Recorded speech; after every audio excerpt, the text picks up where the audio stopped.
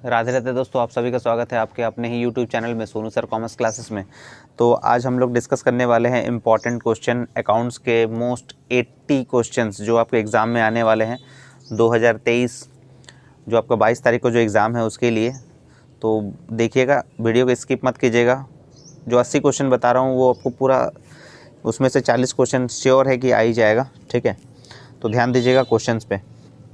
Which of the following is a non profitable organisation, निम्नलिखित में कौन सा अलाभकारी संस्थान है, यानी जिसका मोटिव प्रॉफिट कमाना नहीं है। तो वो क्या हो जाएगा, झारखंड एकेडमिक काउंसिल हो जाएगा। यानी ऑप्शन ए, टाटा स्टील नहीं होगा, मारुति उद्योग नहीं होगा, नन ऑफ दीज यानी ऑप्शन आपको दिया गया है। तो यहाँ पर क्या हो जाएगा, झारखंड एकेडमिक काउंसिल। आय व्यय खाता यानी income and expenditure account, income and expenditure जो अकाउंट होता है वो होता है नॉमिनल अकाउंट। और नॉमिनल अकाउंट का रूल क्या होता है, debit all expenses and losses, credit और इनकम एंड गेन्स। तो ये इनकम एंड एक्सपेंडिचर क्या हो जाता है, नॉमिनल अकाउंट हो जाता है। ऑप्शन सी हो जाएगा, क्वेश्चन नंबर 2 का ऑप्शन सी।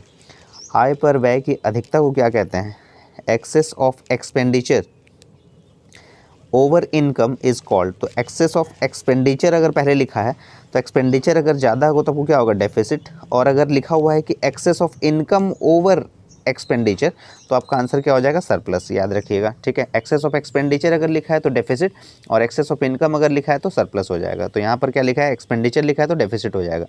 प्राप्ति भुगतान खाता होता है, receipt and payment account is a, receipt and payment account जो होता है वो होता है रियल अकाउंट। ऑप्शन बी सही हो जाएगा क्वेश्चन नंबर 4 के लिए, ठीक है ना। क्वेश्चन नंबर 5 देख लेते हैं। तो क्वेश्चन नंबर 5 में दिया गया है कि सीमित दायित्व साझेदारी अधिनियम कब पारित हुआ था, when was the limited liability partnership act passed. तो दो तरह का आपको पार्टनरशिप एक्ट के बारे में पता है, एक होता है 1932 के बारे में, डिस्कस कर लेते हैं इसके बारे में। तो एक है आपका एक्ट जो 1932 का है वो है पार्टनरशिप एक्ट का था, और एक है एलएलपी, यानी इसका ये पारित हुआ था 2008 में, ठीक है। 1932 में मिनिमम कितना होना चाहिए, दो पार्टनर से फर्म स्टार्ट कर सकते हैं, और मैक्सिमम कितना ले सकते हैं, 50।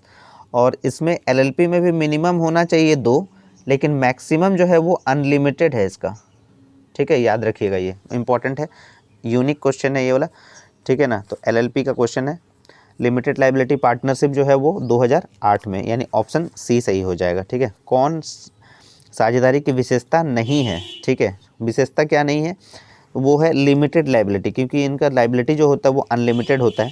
तो ऑप्शन सी सही हो जाएगा, ठीक है। नॉट बोला है, एग्रीमेंट होना चाहिए, शेयरिंग प्रॉफिट होना चाहिए, दो या दो से अधिक व्यक्ति होना चाहिए।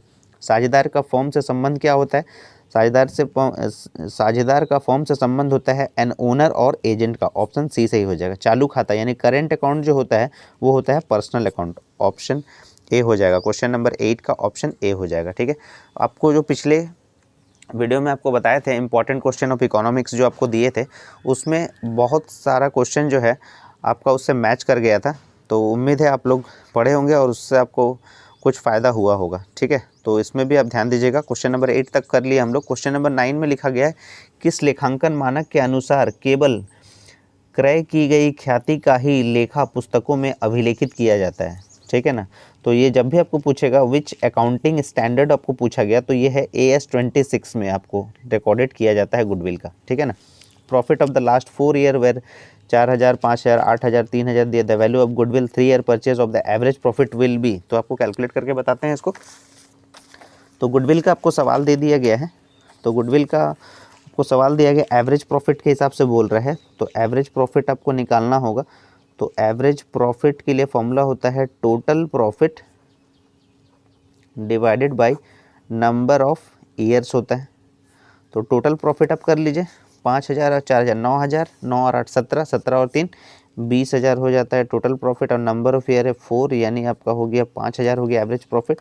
गुडविल का फॉर्मूला होता है average profit into number of year purchase आपको दिया है 3, यानी 5000 को 3 से अगर मल्टीप्लाई करेंगे तो 15,000 हो जाता है। तो देख लीजिए आपका ऑप्शन से मैच कर रहा है क्या, हाँ बिल्कुल मैच कर रहा है। तो इसलिए क्वेश्चन नंबर 10 का ऑप्शन ए सही हो जाएगा। ख्याति का स्वभाव कैसा होता है, ठीक है। तो नेचर ऑफ गुडविल अगर पूछा जाता है तो नेचर ऑफ गुडविल जो है आपको, आप पढ़े होंगे, डॉग नेचर होता है गुडविल का, कैट भी होता है,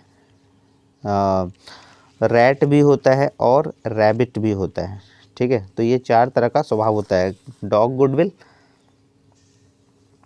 कैट गुडविल, रैट गुडविल और रैबिट गुडविल। तो इसमें what is the nature of goodwill, तो इसमें काऊ, रैबिट, टाइगर, स्नेक लिखा हुआ है, तो इसलिए ऑप्शन बी सही हो जाएगा, रैबिट हो जाएगा, ठीक है। Profit and loss adjustment account, profit and loss adjustment account आप पढ़े होंगे, इसका दूसरा नाम है रीवैल्यूएशन अकाउंट भी इसको बोलते हैं, ठीक है।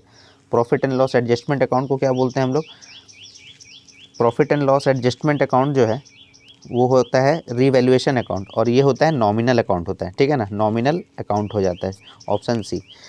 और इसमें हम लोग क्या एंट्री करते हैं, एसेट्स और लाइबिलिटी का इंक्रीज़ या डिक्रीज़ हम लोग देखते हैं, ठीक है ना, ऑप्शन सी हो जाएगा क्वेश्चन नंबर 12 का। क्वेश्चन नंबर 13 देख लेते हैं क्या दिया हुआ है। क्वेश्चन नंबर 13 में दिया हुआ है कि X and Y share profit in the ratio of 2:3. In future they have decided to share profit in equal ratio. Which partner will sacrifice in which ratio? तो आपको sacrificing ratio पूछ दिया है क्वेश्चन नंबर 13 के लिए। तो sacrificing ratio का आपको फॉर्मूला आपको पता है कि old ratio minus new ratio होता है। तो पहले आप ओल्ड रेशियो लिख लीजिए एक्स और वाई का, एक्स और वाई का आपको रेशियो दिया है 2:3, मतलब 2/5 और 3/5 दोनों को ऐड कर देते हैं। और न्यू रेशियो जो है वो है इक्वल रेशियो, यानी 1:1, यानी 1/2 और 1/2, ठीक है ना। तो आपको सेक्रीफाइजिंग रेशियो पूछा गया है, तो सेक्रीफाइजिंग रेशियो का फॉर्मूला लिख दीजिए, old ratio minus new ratio होता है। ओल्ड रेशियो आप एक्स का चेक कर लीजिए क्या हो रहा है, ओल्ड रेशियो क्या है इसका 2/5 है, माइनस 1/2 है, तो इसका एलसीएम लीजिएगा तो 10 आ जाएगा, यानी 4 5 10, तो ये हो जाएगा 1/10, यानी माइनस में आ रहा है, तो माइनस में आता है तो गेन होता है। y का चेक कर लीजिए 3/5 माइनस 1/2, एलसीएम लीजिएगा तो 10, यानी 6 माइनस 5, यानी 1/10, तो ये हो गया सेक्रीफाइस। तो y को सेक्रीफाइस होगा कितना से, 1/10 से, y को सेक्रीफाइस हो रहा है 1/10 से, तो ये ऑप्शन आपका मैच कर रहा है सी से, ठीक है। नेक्स्ट क्वेश्चन है कि यदि एक्स वाई जेड के लाभ विभाजन अनुपात 1:2:3 है को वो 3:2:1 में परिवर्तित कर दिया जाता है, यानी कन्वर्ट कर दिया जाता है, तो कौन सा साझेदार अप्रभावित रहेगा, यानी होगा, कोई इफेक्ट नहीं पड़ेगा अगर रेशियो में चेंजेस हो भी जाता है तो बहुत ही इंपॉर्टेंट सवाल है ये। क्वेश्चन नंबर 14 आपको दिया गया है। क्वेश्चन नंबर 14 में आपको दिया गया है एक्स वाई और जेड 3 पार्टनर हैं, उसका पहले जो रेशियो था, ओल्ड रेशियो जो था वो था पहले से 1:2:3 था, यानी 1/6, 2/6 और 3/6 था। बाद में जाके वो रेशियो चेंज हो जाता है, वो हो जाता है 3:2:1 हो जाता है, ठीक है ना। तो इसीलिए ये भी हो जाएगा 3/6, 2/6 और 1/6। तो किस में चेंजेस नहीं हो रहा है आपसे पूछ रहा है, तो इजीली सिंपल सा है, वाई में कोई चेंजेस नहीं हो रहा है, तो आपका आंसर हो जाएगा वाई। तो इसीलिए आपका 14 का ऑप्शन बी सही हो जाएगा। At the time of admission of a new partner, admission अगर होता है न्यू पार्टनर का, general reserve appearing in the old balance sheet is transfer to, ठीक है। तो एडमिशन के वक्त न्यू पार्टनर जो है उनको जनरल रिजर्व में कोई हिस्सा नहीं मिलेगा, तो ओल्ड बैलेंस शीट का जो जनरल रिजर्व रहेगा वो ओल्ड पार्टनर्स के कैपिटल अकाउंट में ट्रांसफ़र कर दिया जाएगा, तो ऑप्शन सी हो जाएगा, 15 का सी हो जाएगा, ठीक है ना। तो ऑल पार्टनर्स कैपिटल अकाउंट लिखा हुआ है, new partners capital account, old partners capital account, none of this, तो ये हो जाएगा 15 का C, old partners capital account. Old reserve जो रिजर्व है जनरल रिजर्व को बांट दिया जाएगा, ओल्ड रेशियो में बांटा जाएगा, ठीक है। 15 नंबर का आंसर आपको बता दिया गया। क्वेश्चन नंबर 15 के बाद क्वेश्चन नंबर 16, पुनर्मूल्यांकन पर लाभ या हानि को सहन करते हैं, प्रॉफिट और लॉस ऑन रीवैल्यूएशन पे जो सहन किया जाता है फ़ायदा या नुकसान को, तो वो ओल्ड पार्टनर सहन करते हैं, तो ऑप्शन ए सही हो जाएगा। Sanjay and Sunil are partner sharing profits and losses in the ratio of 2:1। Sudhir is to be admitted as a new partner for 1/4 share in profit, calculate sacrificing ratio आपको पूछा है, ठीक है ना।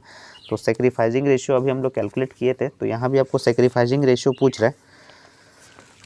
तो सेक्रीफाइजिंग रेशियो क्या होगा, तो आपको पहले आपको आंसर बता देते हैं कि इसका आंसर जो होगा वही हो जाएगा 2:1 हो जाएगा, लेकिन हम लोग प्रूव कर लेते हैं। तो प्रूफ कैसे करेंगे, क्वेश्चन नंबर 17 में सबसे पहले आपको बोला गया कि प्रॉफिट में 1/4 लेगा कौन, सुधीर। तो मान लीजिए कि लेट प्रॉफिट जो है, लेट प्रॉफिट बी ₹1, 1 रुपया है प्रॉफिट, और सुधीर को हिस्सा चाहिए, सुधीर गेट शेयर 1/4।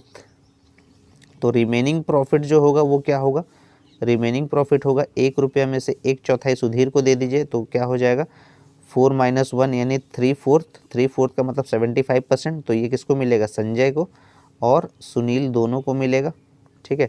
लेकिन कितना मिलेगा वो हम लोग चेक कर लेते हैं। तो न्यू शेयर आप निकाल लीजिएगा, न्यू शेयर ऑफ संजय, तो न्यू शेयर क्या हो जाएगा संजय का, संजय का पुराना रेशियो क्या था 2:1 था, संजय और सुनील इन दोनों का पुराना रेशियो था 2:1, मतलब 2/3 और 1/3, ये ओल्ड रेशियो था।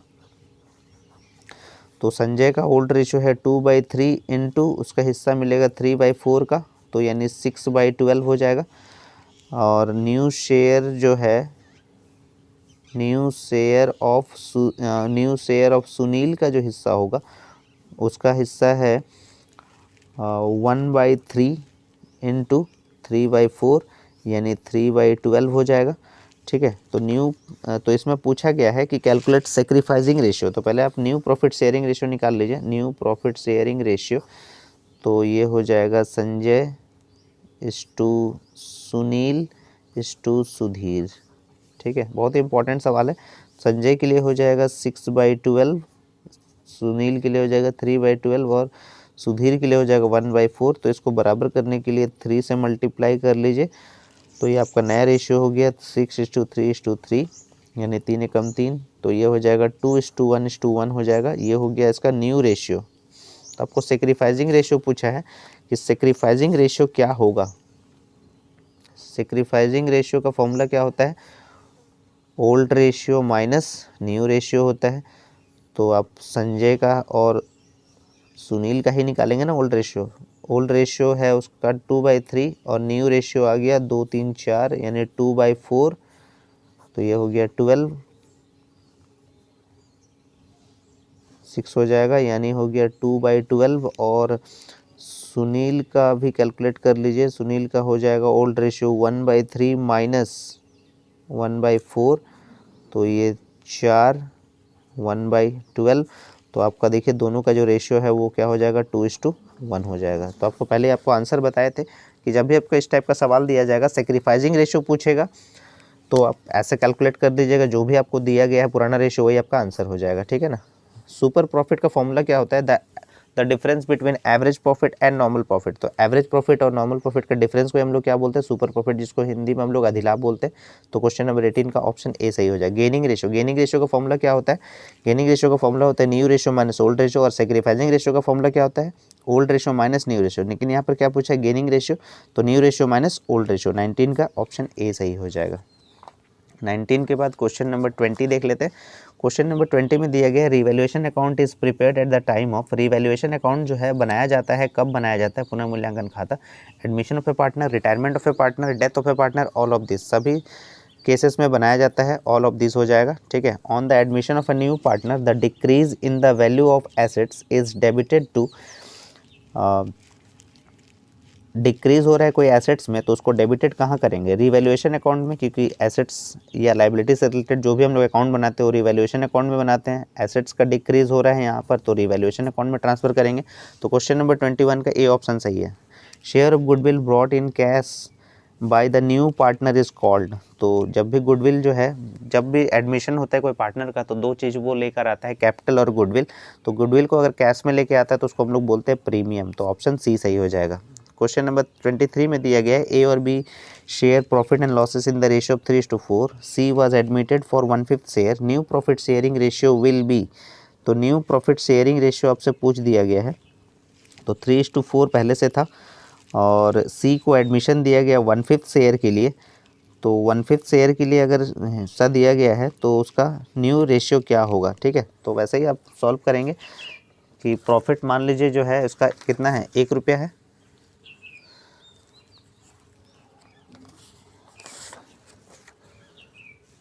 लेट प्रॉफिट एज्यूम कर लीजिए, प्रॉफिट 1 रुपया है, शॉर्ट में बनाते हैं, ऑब्जेक्टिव है, प्रॉफिट 1 रुपया है, उसमें से 1/5 अगर हिस्सा दे देंगे तो क्या हो जाएगा यहाँ पर 5 - 1 यानी 4/5 हो जाएगा, ठीक है। न्यू शेयर क्या निकालेंगे, ए का न्यू शेयर कितना हो जाएगा, उनका ओल्ड रेशियो कितना था 3/7, 3/7 इंटू 4/5 हो जाएगा यानी 12/35। बी का नया हिस्सा क्या हो जाएगा 4/7 इंटू 4/5 यानी 16/35। तो आपको पूछ रहा है न्यू प्रॉफिट शेयरिंग रेशियो क्या होगा, A:B:C।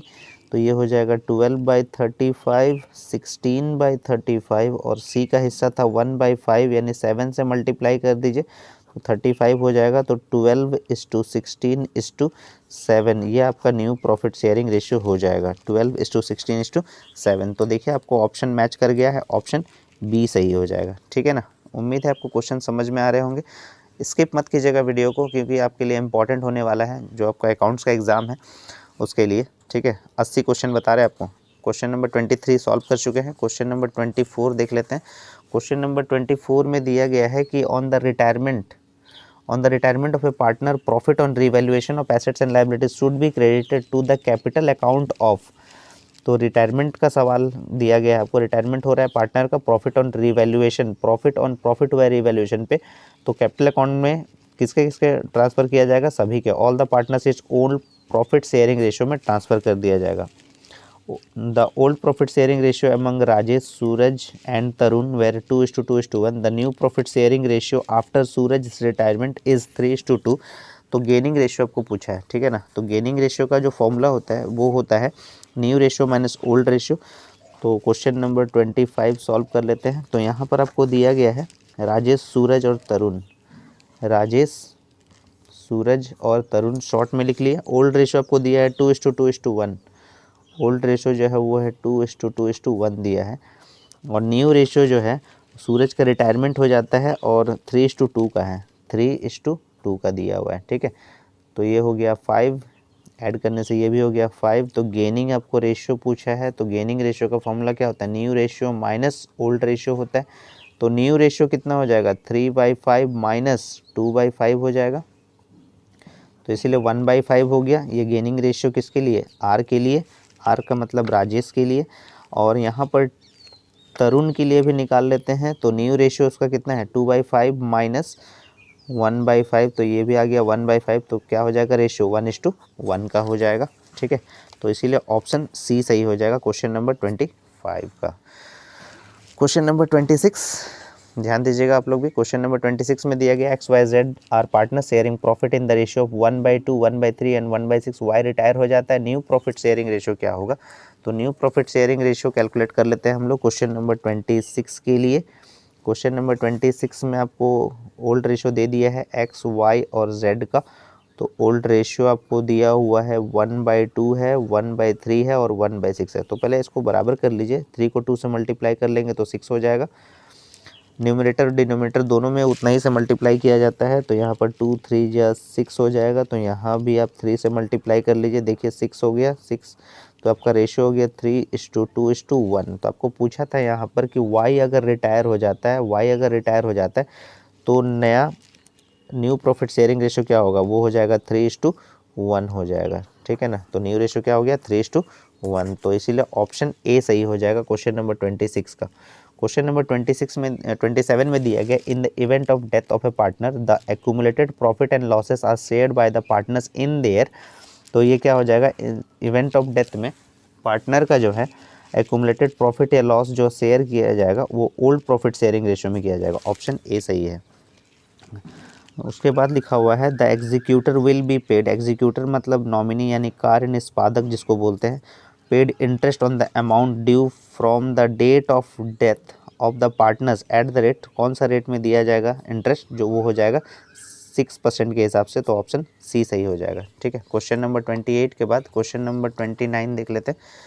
क्वेश्चन नंबर 29 में दिया गया है कि साझेदार की मृत्यु पर अंतिम भुगतान होता है on the death of a partner in a form, final payment are made through, ये एग्जीक्यूटर अकाउंट में ट्रांसफ़र कर दिया जाता है। तो 29 का ऑप्शन बी सही हो जाएगा।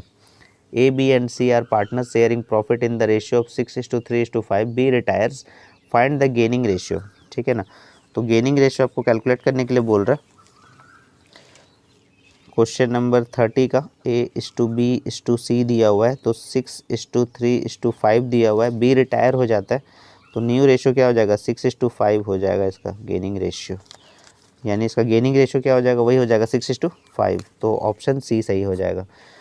For the firm interest on capital, firm के लिए इंटरेस्ट ऑन कैपिटल क्या होगा, तो जैसे आप profit and loss appropriation account अगर बनाते हैं तो वो नॉमिनल अकाउंट होता है, और सबसे पहले आप जो है डेबिट साइड में आप सारा लॉसेस लिखते हैं, तो इंटरेस्ट ऑन कैपिटल को आप लिखते हैं डेबिट साइड में। तो फर्म जो बनाता है वो पीएल एप्रोप्रिएशन अकाउंट बनाता है, तो इंटरेस्ट ऑन कैपिटल क्या हो जाएगा फर्म के लिए, एक्सपेंसेस हो जाएगा, और इंटरेस्ट ऑन ड्राइंग अगर पूछता है फर्म के लिए तो वो इनकम हो जाएगा, ठीक है ना। तो इसलिए इंटरेस्ट ऑन कैपिटल पूछा है यहाँ पर फर्म के लिए, तो क्या हो जाएगा, एक्सपेंसेस हो जाएगा, ऑप्शन ए सही हो जाएगा। Gaining ratio is calculated, gaining ratio जो कैलकुलेट होता है वो eight the time of retirement of a partner में होता है, और अगर सेक्रीफाइसिंग रेशियो का पूछा जाए at the admission of a new partner में होता है, ठीक है। क्वेश्चन नंबर 32 का ऑप्शन बी सही हो जाएगा। क्वेश्चन नंबर 33 में दिया गया है अ कंपनी इज़, कंपनी जो होता है वो होता है एन आर्टिफिशियल लीगल पर्सन होता है, तो ऑप्शन सी सही हो जाएगा। कंपनी किसके द्वारा निर्मित होती है, by whom a company is created, company जो है क्रिएटेड होती है बाय प्रमोटर्स के द्वारा, ठीक है ना, प्रवर्तक के द्वारा होता है। The maximum number of members in a private company, एक प्राइवेट कंपनी और एक पब्लिक कंपनी, कंपनी प्राइवेट और एक होगा पब्लिक। तो प्राइवेट में मिनिमम और मैक्सिमम, प्राइवेट में मिनिमम 2 और मैक्सिमम कितना हो जाएगा 200, और पब्लिक में मिनिमम हो जाएगा 7 और मैक्सिमम हो जाएगा अनलिमिटेड, जितना शेयर वो परचेस कर सकते हैं, ठीक है ना, याद रखिएगा। तो इसीलिए यहाँ पर जो है द मैक्सिमम नंबर पूछा है, तो प्राइवेट कंपनी में कितना हो जाएगा 200, ऑप्शन डी सही हो जाएगा। 36 का विच of the following is not a feature of the company, तो कंपनी का फीचर क्या नहीं है आपको यहाँ पर देखना है। यहाँ पर तो आर्टिफिशियल पर्सन होता है, क्रिएटेड बाय लॉ है, सेपरेट लॉ लीगल एंटाइटी होता है, अनलिमिटेड लाइबिलिटी नहीं होता, लिमिटेड लाइबिलिटी होता है, तो ये फीचर नहीं है, ऑप्शन बी सही हो जाएगा 36 का, ठीक है ना। क्वेश्चन नंबर 37 देख लेते हैं। क्वेश्चन नंबर 37 में दिया गया है शेयर्स कैन बी इशूड, तो शेयर जो है वो एट पार और प्रीमियम दोनों में इशू होता है, लेकिन डिस्काउंट में इशू नहीं होता है। तो शेयर जो है वो एट पार और प्रीमियम दोनों में इशू होता है, तो ऑप्शन डी सही हो जाएगा। Equity share holders are, equity share holders जो होता है वो कंपनी का ओनर्स होता है, तो ऑप्शन बी सही हो जाएगा, ठीक है। और डिवेंचर होल्डर्स जो होता है वो क्रेडिटर्स होता है, ठीक है, आगे क्वेश्चंस में आएगा। Share holders get, share holders को क्या मिलता है, डिविडेंड, और डिवेंचर होल्डर्स को क्या मिलता है, इंटरेस्ट, तो शेयर होल्डर्स गेट्स पूछा है यहाँ पर, क्या मिलेगा, डिविडेंड हो जाएगा, ठीक है। To whom dividend is given at a fixed rate in a company, तो यहाँ पर आपको ऑप्शन दिया गया equity share holders, preference share holders, debenture holders और प्रमोटर्स। तो डिविडेंड दिया जाएगा किसको, फिक्स्ड रेट के हिसाब से प्रेफरेंस शेयर होल्डर्स वाले को, और इंटरेस्ट दिया जाएगा फिक्स रेट के हिसाब से डिवेंचर होल्डर्स वाले को, ठीक है ना। तो यहाँ पर डिविडेंड बोला गया है तो प्रेफरेंस शेयर होल्डर्स हो जाएगा। क्वेश्चन नंबर 40 का ऑप्शन बी सही हो जाएगा।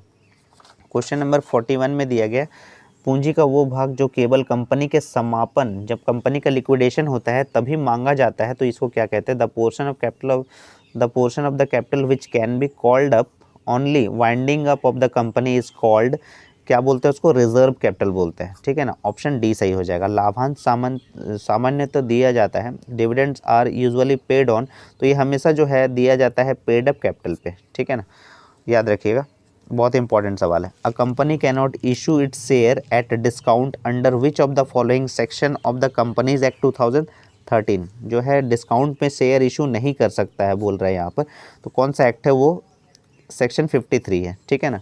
सेक्शन 53 के तहत डिस्काउंट में शेयर इशू नहीं किया जा सकता, और सेक्शन 52 में प्रीमियम में शेयर इशू कर सकता है। 43 के बाद question number 44, a company can issue share at a premium under which of the following section companies act 2013, तो अभी आपको थोड़ा देर पहले बताएं 53 में क्या था, डिस्काउंट में इशू नहीं कर सकते हैं, और प्रीमियम का में 52 में इशू कर सकते हैं, सेक्शन 52 में, ठीक है ना।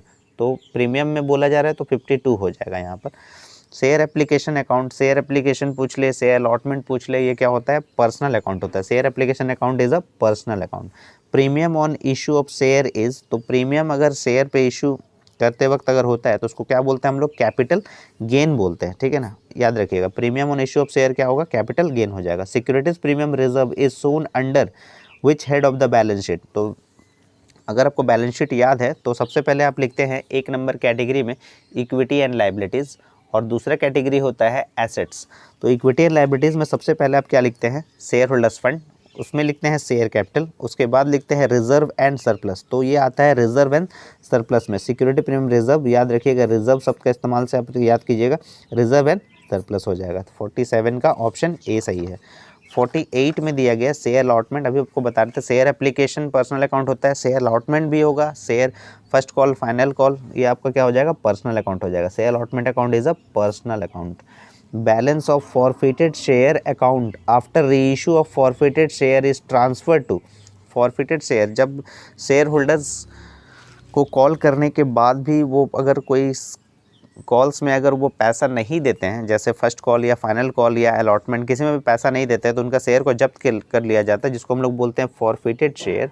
और फॉरफिटेड शेयर को जो ट्रांसफ़र किया जाता है, जो प्रॉफिट होता है, उसको कैपिटल रिजर्व में ट्रांसफ़र कर दिया जाता है, ठीक है ना। रीइश्यू बोला गया कि after reissue forfeited share is transfer to, तो लास्ट वाला एंट्री आप क्या करते हैं, share forfeited account debit to capital reserve account. जो भी हम लोग का एबनॉर्मल प्रॉफिट होता है कंपनी अकाउंट में, उसको कैपिटल रिजर्व में ट्रांसफर कर दिया जाता है, तो ऑप्शन बी सही हो जाएगा, ठीक है ना, फॉरफिटेड शेयर वाला। Balance of share forfeited account is shown in the balance sheet under the item, तो कहाँ आप दिखाएंगे इसको, तो balance of share forward account shown in the balance sheet under the reserve and surplus के category में दिखाएंगे। तो 50 क्वेश्चन आप लोग को डिस्कस कर चुके हैं, ठीक है। और इम्पॉर्टेंट क्वेश्चन जो भी है आपका, ये 80 में से श्योर गारंटी लेते हैं कि आपका 40 क्वेश्चन आ ही जाएगा। नेक्स्ट आपको दिया गया है ऋण पत्रधारी होते हैं, debenture holders are, debenture holders जो होता है वो क्रेडिटर्स ऑफ द कंपनी होता है, और जो शेयर होल्डर्स होता है वो ओनर ऑफ द कंपनी होता है। तो क्वेश्चन नंबर 51 का ऑप्शन सी सही हो जाएगा। 51 के बाद 52 दिया गया discount on issue of debenture, तो discount on issue of debenture जो है, डिवेंचर को अगर डिस्काउंट में इशू किया जाएगा तो क्या हो जाता है, कैपिटल लॉस हो जाएगा, ऑप्शन डी सही है। डिवेंचर इज अ, ऋण पत्र जो है वो क्या है, एक लोन सर्टिफिकेट है, क्या सर्टिफिकेट नहीं है, क्रेडिट सर्टिफिकेट भी नहीं है, तो क्या है, डिवेंचर जो है वो एक लोन सर्टिफिकेट है। 53 का ऑप्शन ए सही हो जाएगा। डिवेंचर होल्डर्स रिसीव, ऋण पत्रधारी प्राप्त करते हैं, डिवेंचर होल्डर्स जो है वो क्या लेते हैं, इंटरेस्ट, और शेयर होल्डर्स डिविडेंड लेते हैं। याद रखिएगा, डिवेंचर होल्डर्स रिसीव क्या हो जाएगा, इंटरेस्ट हो जाएगा, option B. Debentures are exhibited under the heading, यानी डिवेंचर होल्डर्स, डिवेंचर को हम लोग बैलेंस शीट में कहाँ शो करते हैं, कहाँ दिखाते हैं, तो वो हो जाता है लॉन्ग टर्म बोरोइंग्स की कैटेगरी में दिखाते हैं, ऑप्शन सी सही हो जाएगा। Rate of interest on debenture is at, तो rate of interest on debenture जो होता है वो एक फिक्स्ड रेट पे होता है, ना ही कोई परसेंटेज, 12%, 20%, एक फिक्स्ड रेट जो भी आपको दिया गया है वो हो जाता है, ठीक है। तो ये ऑप्शन आपका हो जाएगा option C, interest on debenture है फिक्स्ड रेट। 56 के बाद क्वेश्चन नंबर 57 देख लेते हैं। Premium on redemption of debenture is a, ये कौन सा अकाउंट है पूछा जा रहा है, पर्सनल, रियल, नॉमिनल, सस्पेंस।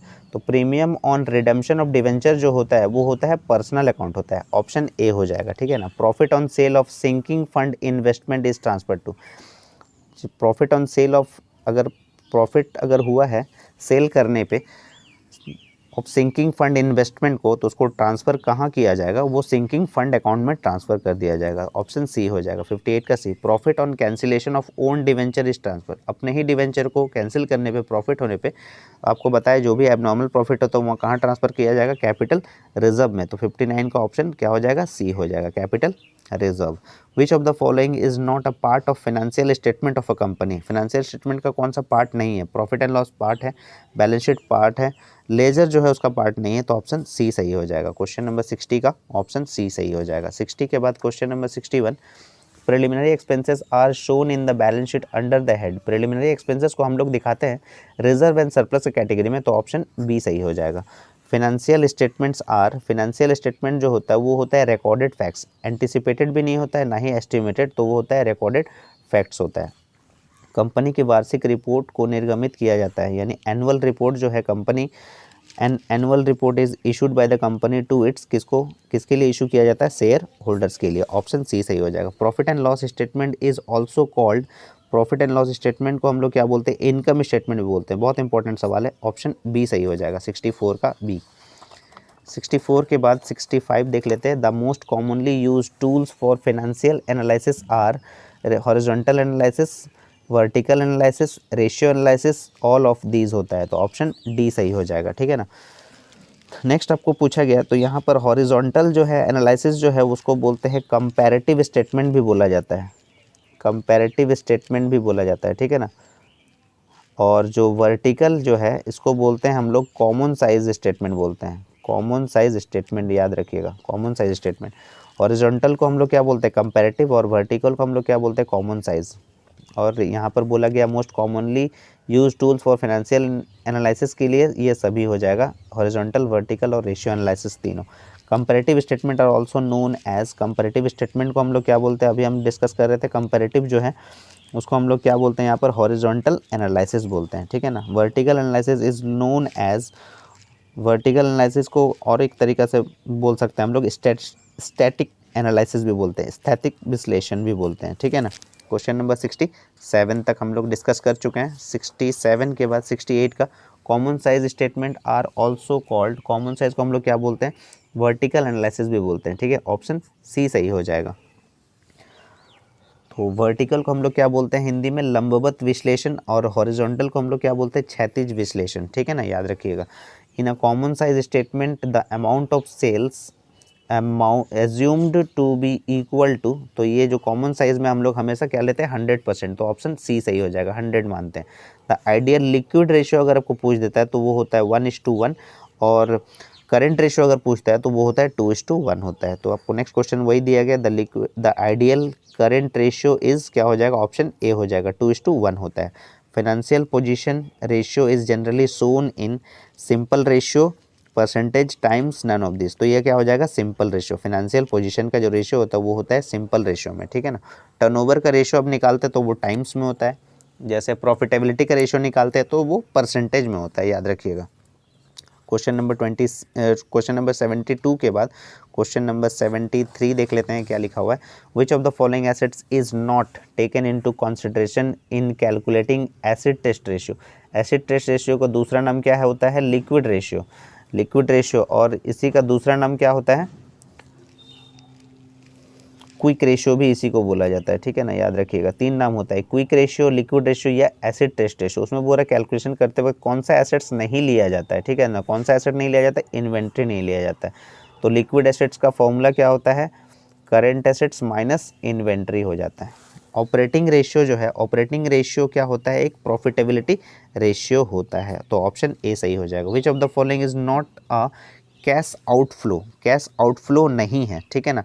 तो कैश आउटफ्लो जो है वो है इंक्रीज इन क्रेडिटर्स, क्रेडिटर्स में अगर इंक्रीज होता है, यानी क्रेडिटर्स मेरे को मान लीजिए 10,000 था, मेरे को देना है 20,000 रुपया, तो कहाँ से कैश आउटफ्लो हो गया, तो क्या हो जाएगा, not a cash outflow, cash outflow नहीं है, ठीक है ना। तो इंक्रीज इन क्रेडिटर्स जो होता है वो कैश आउटफ्लो नहीं है, option A. Cash flow statement is based upon, cash flow statement किस पे बेसिस होता है, कैश बेसिस अकाउंटिंग पे होता है, ठीक है। तो ऑप्शन बी सही हो जाएगा, cash flow statement based on cash basis of accounting, option B सही है। 76 के बाद क्वेश्चन नंबर 77 बहुत ही इंपॉर्टेंट सवाल है। Cash flow statement is related to accounting standard 3 पे आता है ये, AS3।